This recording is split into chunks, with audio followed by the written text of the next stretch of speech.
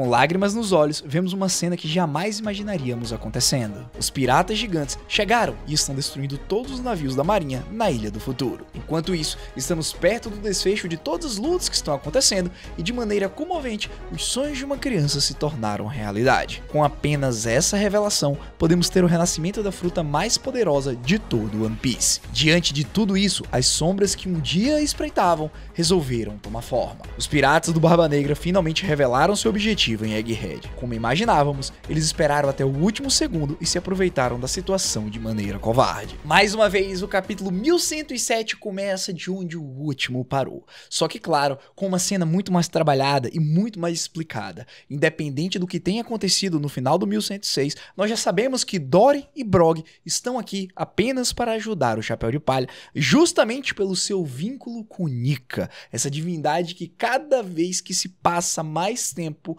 menos a gente sabe. É incrível como o Oda realmente esconde os mistérios de One Piece muito bem guardados, mas mesmo assim ele faz com que a gente fique emocionado. Então, além de Dory e Brog, nós vemos Oimo e Kaishi, aqueles dois guardas gigantes que ficavam em Enies Lobby junto dos piratas gigantes. Afinal de contas, a tripulação deles é conhecida como uma das mais poderosas da história. O resultado dessa invasão e deles terem chegado à Ilha do Futuro é óbvia. Grande parte dos navios de batalha da marinha estão sendo completamente devastados por essa força que apenas meros humanos não conseguem imaginar. E a primeira pessoa que percebeu a chegada desses aliados não poderia ser outra senão o Go-D Usopp, com uma cara, com uma expressão maravilhado, cheio em lágrimas de emoções. Usopp percebe que Dory e Brog chegaram à ilha e muitas memórias voltam à sua cabeça. Podemos até perceber memórias sendo demonstradas em um quadro rápido desenhado pelo nosso querido Oda. Lá nós vemos Dory e Brog lutando em Little Garden, enquanto o Chapéu de Palha ainda estão em seu formato pré-time skip. Continuando, o atirador do Chapéu de Palha toma uma decisão rápida pela primeira vez na vida.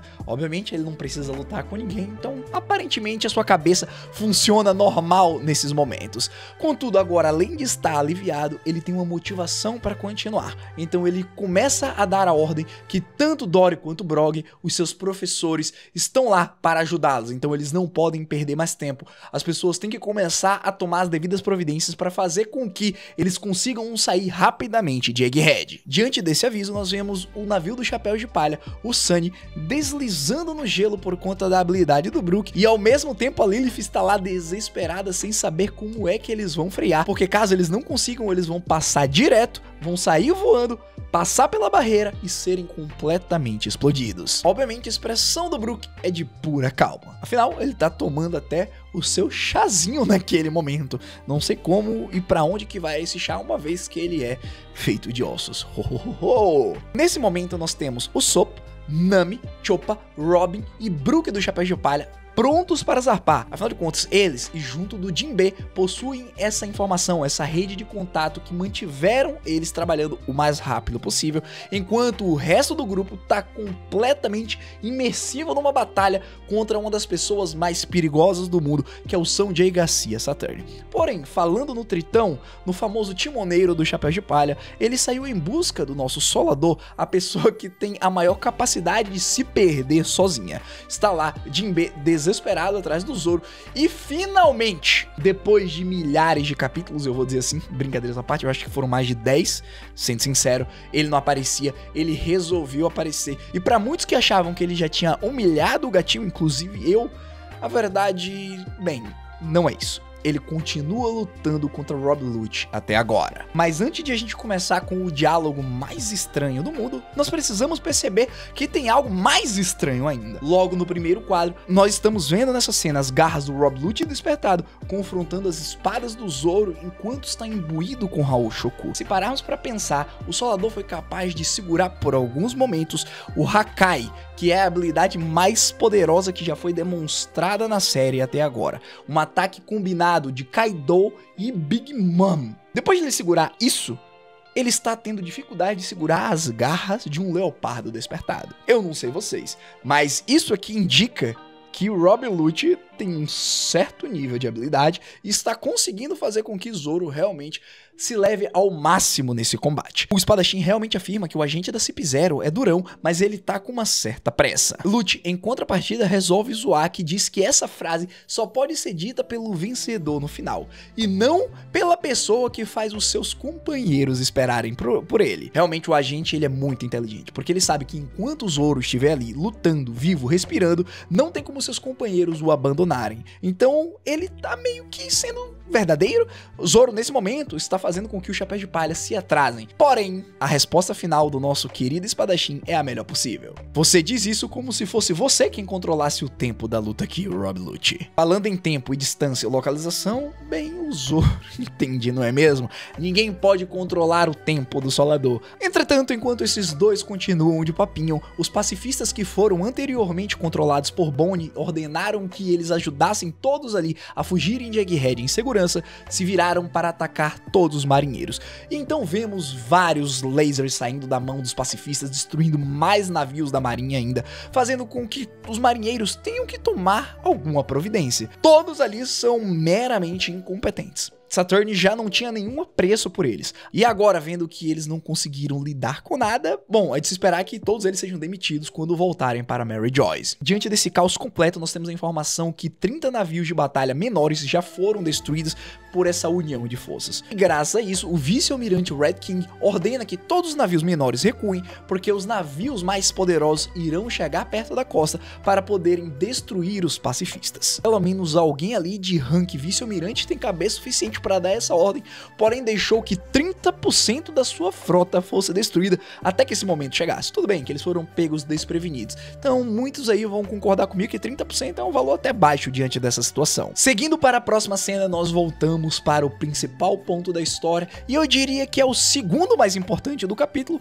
Afinal de contas, nós temos uma coisa que era um mistério há muito tempo, quem sabe há quase um ano, e se tornou realidade. Mas antes de chegarmos lá, que eu tenho certeza que vocês vão gostar, vamos fazer a seguinte análise aqui. Nesse quadro belíssimo onde nós vemos todo o grupo que está lá embaixo, ou seja, Sanji, Bonnie, Atlas, Kuma, Vegapunk estão diante do Gorosei Saturn e do Kizaru, e obviamente o Luffy, despertado mais uma vez depois de ter a sua pança cheia, está no céu, entoando os tambores da libertação e se divertindo. Eu não sei qual é a parada do Gorosei que ele fica vendo essa cena como se também estivesse admirado, e também vendo todo esse diálogo a seguir, que é a Bonnie dizendo para o Luffy que sempre esteve esperando, com uma cara de choro, não de tristeza, mas sim de encantada, de emocionada. Afinal, os seus sonhos acabaram de ser realizados. Durante a sua jornada em busca do seu pai, vocês se lembram que ela também se propôs a procurar Ponika, e então no momento do reencontro dos dois, ela poderia apresentar a divindade, o guerreiro da libertação,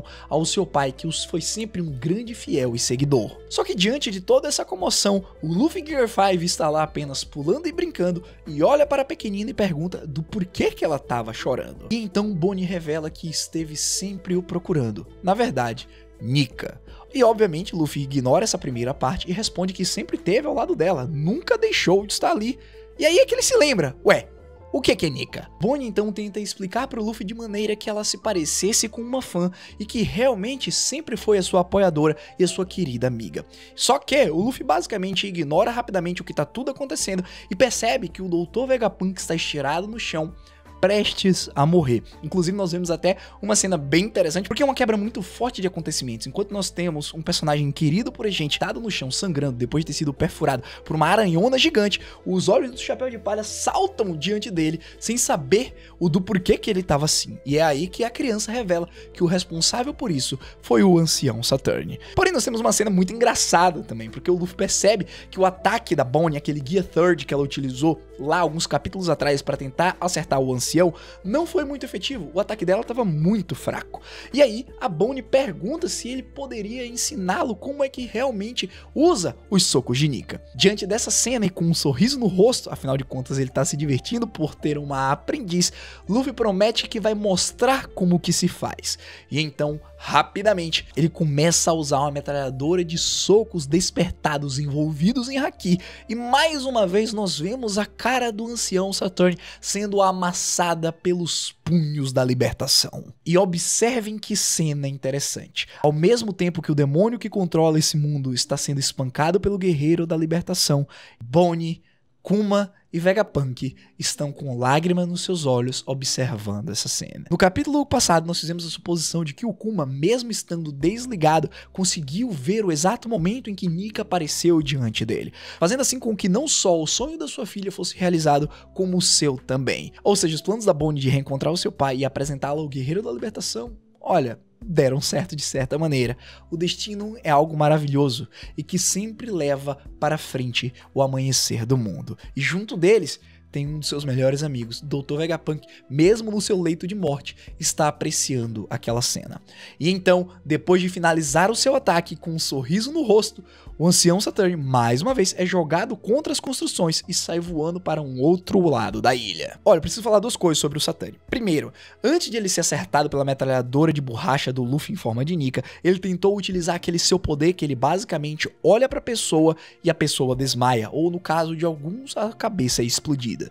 Claro que o Luffy conseguiu segurar esse ataque e não sofreu quase nenhum dano, por isso que ele foi capaz de voltar e espancar o ancião sem nenhum problema. A segunda coisa é que já tá ficando comum o Gorosei ser completamente destruído em socos e depois se levantar e se curar. É como se a única habilidade dele fosse a regeneração, porque já que ele é imortal, ele não precisa se preocupar em vencer a luta no ataque. Ele pode simplesmente levar quantos burros quiser, se recuperar e fazer com que seus inimigos se desgastem ao máximo. Porém, pessoal, guardem o que eu digo. Ninguém é imortal 100%. Com certeza é uma maneira de lidar com essa invulnerabilidade do ancião. Existe algum mistério aí que a gente vai precisar desvendar e eu acho que tem a ver com a fruta do Trafalgar Law. Afinal, ele foi salvo pelo Beppo e possivelmente vai se encontrar com os Chapéus de Palha.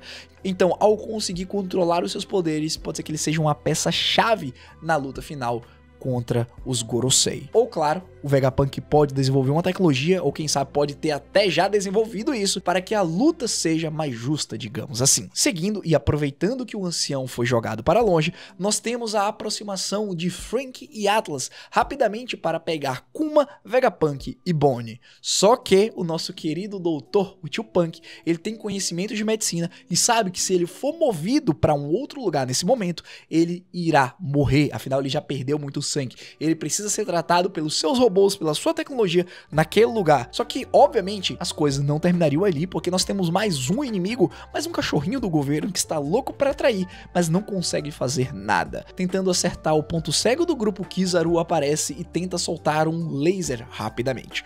Porém, Sanji, surpreendendo a todos, aparece e chuta o ataque do Kizaru, refletindo ele e não tomando nenhum dano. Kizaru sempre foi inexpressível. A gente comenta isso todo o capítulo. Só que durante os últimos, ele pareceu triste e desolado.